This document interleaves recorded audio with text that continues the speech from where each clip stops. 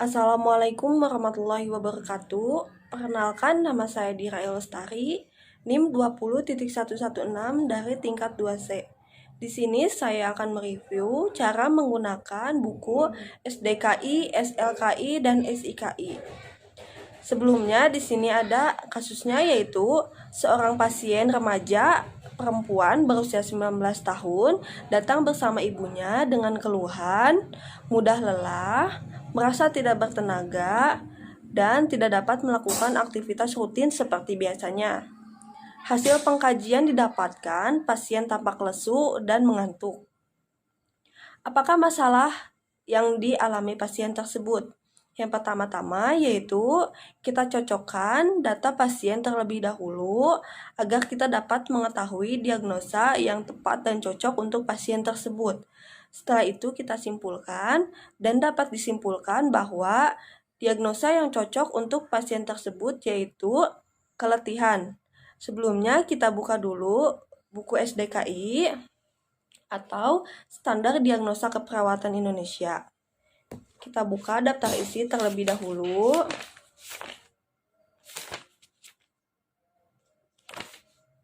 Kita cari keletihan.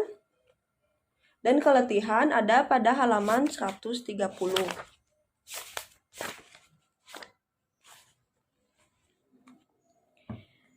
Problemnya yaitu keletihan yang berhubungan dengan stres berlebihan dan peristiwa hidup yang negatif. Dibuktikan dengan gejala mayornya yaitu untuk subjektifnya merasa kurang tenaga dan mengeluh lelah.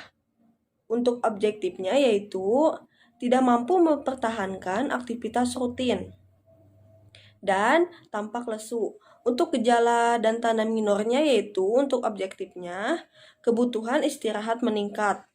Setelah itu kita ke SLKI atau Standar Luaran Keperawatan Indonesia. Kita buka terlebih dahulu daftar tautan SLKI dan kita cari keletihan. Di sini keletihan ada pada halaman 165. Kita buka halaman 165.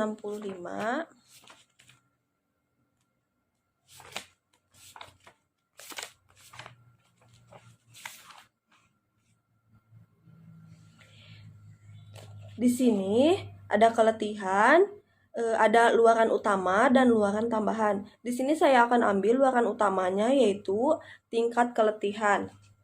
Setelah itu kita buka kembali daftar isi SLKI. Kita buka daftar luaran keperawatan dan kita cari tingkat keletihan.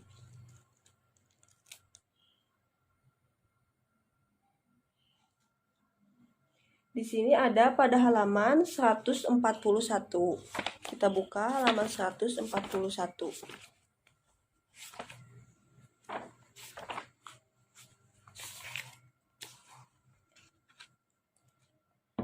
Setelah melakukan tindakan, tingkat keletihan membaik ditandai dengan verbalisasi kepulihan energi tenaga cukup meningkat dengan nilai 4, kemampuan melakukan aktivitas rutin cukup meningkat dengan nilai 4, verbalisasi lelah cukup menurun dengan nilai 4, lesu cukup menurun dengan nilai 4, dan pola istirahat cukup membaik dengan nilai 4.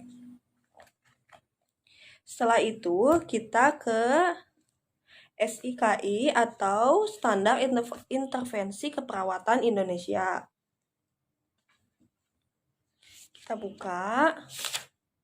Kita buka daftar tautan terlebih dahulu. Kita cari keletihan.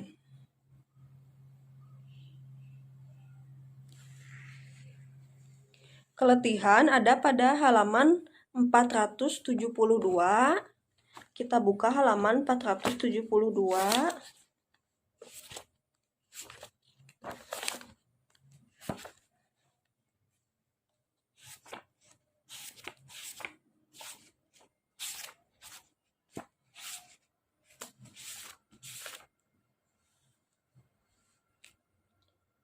keletihan ini terdapat dua intervensi, yaitu intervensi utama dan intervensi pendukung. Di sini saya akan ambil intervensi utama. Dan intervensi utama ini ada dua, yaitu edukasi aktivitas atau istirahat dan manajemen energi. Di sini saya akan ambil untuk manajemen energi. Selanjutnya, kita buka daftar intervensi keperawatan. Kita cari manajemen energi. Manajemen energi ada pada halaman 176. Kita buka halaman 176.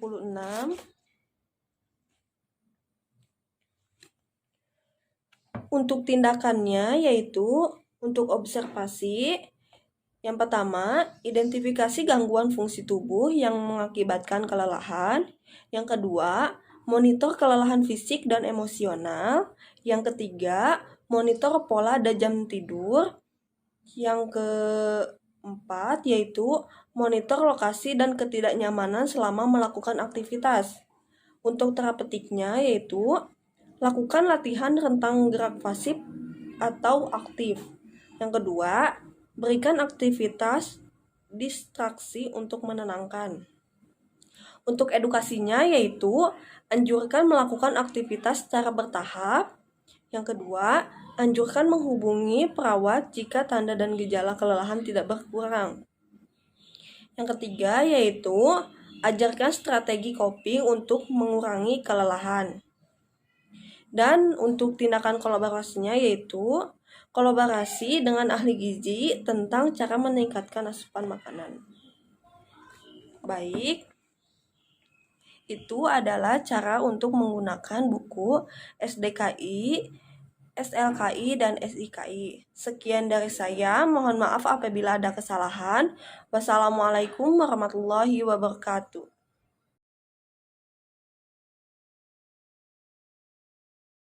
Assalamualaikum warahmatullahi wabarakatuh. Perkenalkan, nama saya Dira Lestari, NIM 20.116 dari tingkat 2C.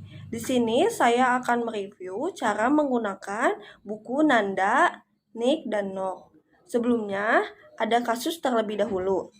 Seorang pasien remaja berusia 19 tahun datang bersama ibunya dengan keluhan mudah lelah, merasa tidak bertenaga, dan tidak mampu melakukan aktivitas seperti biasanya. Hasil pengkajian didapatkan pasien tampak lesu dan mengantuk.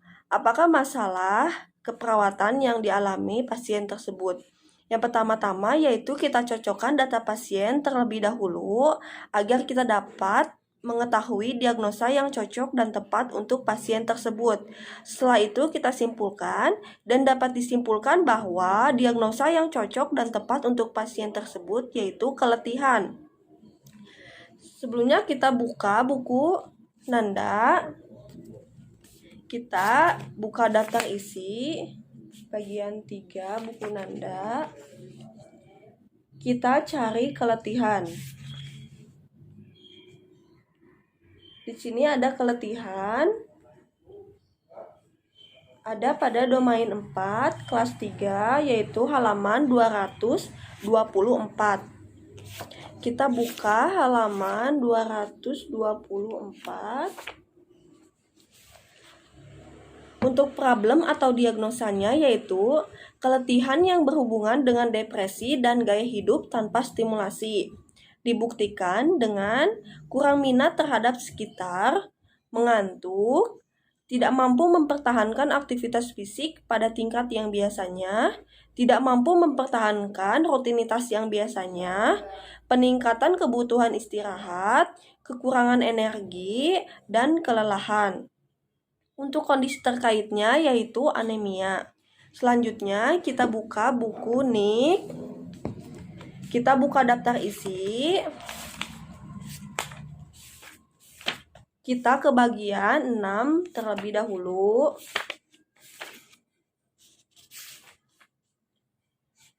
Kita ke bagian 6 dan cari keletihan. Di sini keletihan ada pada halaman 531. Kita buka halaman 531.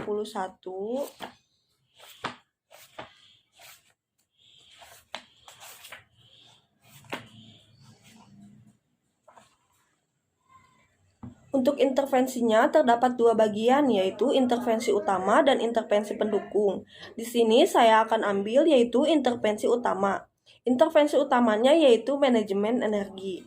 Setelah itu, kita buka daftar isi dan kita ke bagian 3. Kita cari manajemen energi di bagian 3. Manajemen energi ada pada halaman 177. Kita buka halaman 177.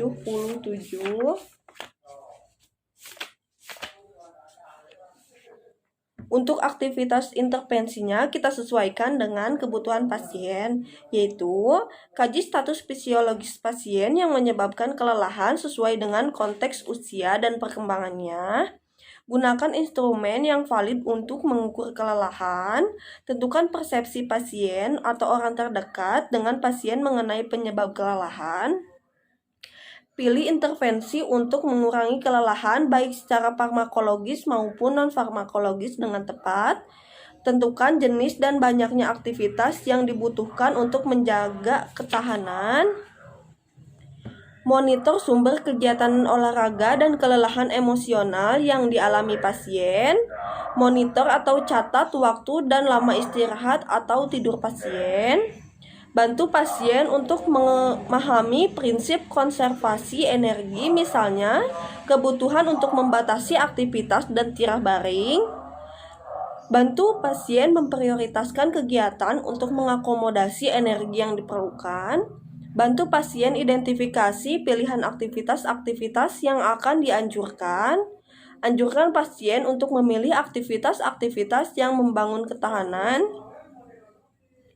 Bantu pasien untuk mengidentifikasi tugas atau kegiatan rumah yang bisa dilakukan oleh keluarga, teman di rumah untuk mencegah atau mengatasi kelelahan. Bantu pasien untuk membatasi tidur siang dengan menyediakan kegiatan yang mendorong pasien untuk terjaga dengan cara yang tepat. Selanjutnya, bantu pasien untuk menjadwalkan periode istirahat. Anjurkan aktivitas fisik seperti ambulasi atau ADL sesuai dengan kemampuan energi pasien. Setelah itu, evaluasi respon atau evaluasi secara bertahap kenaikan level aktivitas pasien. Instruksikan pasien atau orang yang dekat dengan pasien mengenai kelelahan, gejala yang mungkin muncul, dan kekambuhan yang mungkin nanti akan muncul kembali. Ajarkan pasien untuk menghubungi tenaga kesehatan jika tanda dan gejala kelelahan tidak berkurang. Setelah itu, kita buka buku NOK. Kita buka daftar isi. Kita ke bagian 4 terlebih dahulu dan kita cari keletihan. Keletihan di bagian 4 di buku NOK terdapat pada halaman 620. Kita buka halaman 620.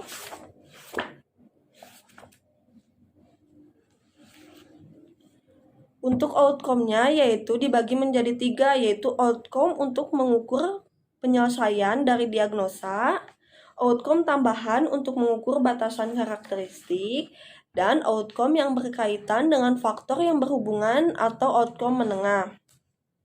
Di sini saya ambil outcome untuk mengukur penyelesaian dari diagnosis. Saya ambil tingkat kelelahan. Setelah itu kita ke daftar isi lagi. Kita buka bagian 3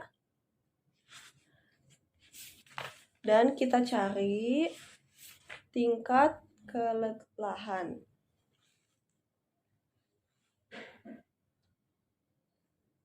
Tingkat kelelahan ada pada halaman 575. Kita buka halaman 575.